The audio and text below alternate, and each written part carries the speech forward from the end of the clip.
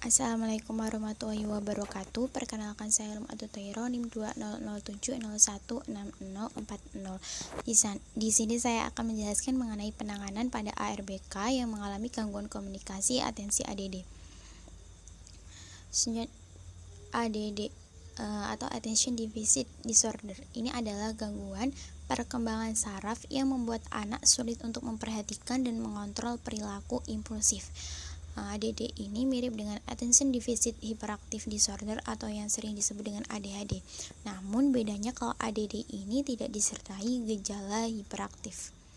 Selanjutnya untuk penanganan ADD ini ada 4 penanganan. Yang pertama melalui pengobatan, yang kedua terapi peningkatan perhatian, yang ketiga manajemen kebiasaan makan, dan yang keempat terapi perilaku kognitif atau CBT. Untuk yang pertama yaitu pengobatan, ADD ini bisa menggunakan 2 obat. Yang pertama yaitu stimulan yang tujuannya untuk meningkatkan dan menyeimbangkan kadar neurotransmitter. Kemudian yang kedua obat antidepresan yang tujuannya untuk menghambat pengambilan kembali norepinefrin dan dopamin sehingga kita dapat menghindari ADD di masa kanak-kanak ini untuk tidak melangkah lebih jauh di masa dewasanya. Kemudian untuk penanganan yang kedua yaitu terapi peningkatan perhatian. Mengobati klien dengan terapi peningkatan perhatian ini dapat memiliki keberhasilan yang nyata, memunculkan motivasi diri, pencapaian tujuan, dan peningkatan perhatian yang signifikan. Kemudian yang ketiga yaitu manajemen kebiasaan makan. Kebiasaan makan yang sehat sekarang ini sulit dipahami bagi banyak orang, sehingga memunculkan gangguan pemusatan perhatian dan hiperaktivitas.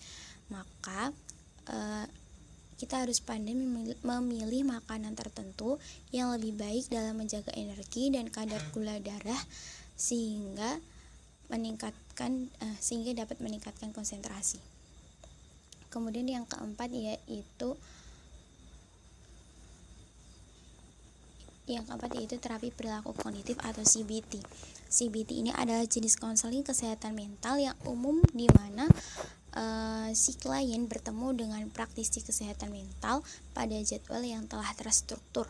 Sesi reguler ini melibatkan bekerja dengan konselor.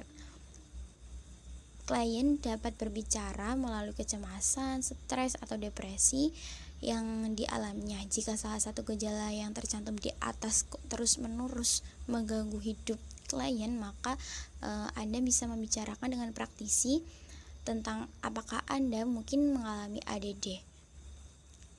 Selanjutnya, selain penanganan yang telah disebutkan di atas, ada penanganan melalui modifikasi perilaku. Yang pertama ada meditasi, yang kedua ada yoga, yang ketiga ada menggambar bebas, keempat ada hipnoterapi, yang kelima ada terapi psikodrama, dan yang keenam ada terapi bermain. Baik, yang pertama ada meditasi. Meditasi ini adalah sebuah komunikasi kepada alam semesta, komunikasi kepada diri sendiri, dan komunikasi kepada kesadaran yang tertinggi. Tata caranya, yang pertama tarik nafas, duduk tak bergerak dengan tangan diletakkan di atas pangkuan atau di atas paha, kaki terlipat dan mata tertutup. Tujuan dari meditasi ini adalah agar dapat memiliki perkembangan insight yang paling dalam tentang proses mental di dalam dirinya dan memperoleh perkembangan kesejahteraan psikologis dan kesadaran yang optimal. Kemudian yang kedua yaitu ada yoga. Yoga ini adalah sistem untuk menyadarkan dan mengantarkan ke arah mutu pengembangan dari kesehatan lahir dan batin. Tata caranya dengan melakukan gerakan-gerakan yoga secara perlahan dan berulang.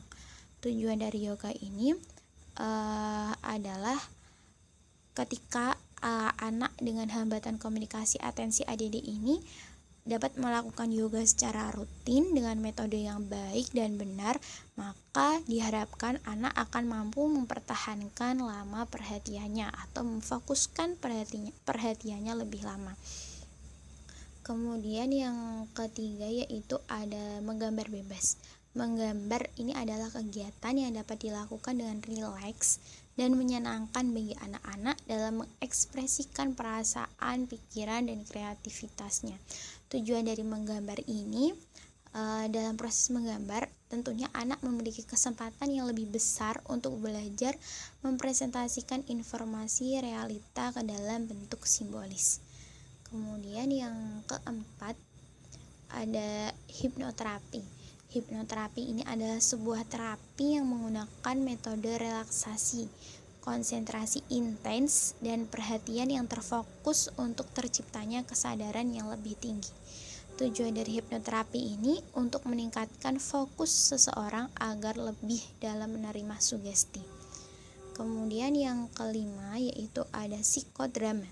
Psikodrama ini adalah permainan peran yang dimaksudkan agar individu yang bersangkutan ini dapat memperoleh pengertian yang lebih baik tentang dirinya. Tujuannya adalah sebagai katarsis atau mengetahui problem apa yang terjadi antara anak dan orang tua, serta dapat memotivasi anak untuk melakukan hal yang dapat dilakukan oleh temannya. Kemudian yang keenam, ini ada terapi bermain. Terapi bermain ini adalah terapi dengan cara mengajak anak bermain. Tujuannya untuk melatih motorik dan sensorik dari anak ADD, karena dengan bermain tentunya akan melibatkan keseluruhan fisik, mental, dan emosi diri anak untuk melakukan ekspresi. Cukup sekian dari saya. Mohon maaf apabila ada kekurangannya. Sekian dan terima kasih. Wassalamualaikum warahmatullahi wabarakatuh.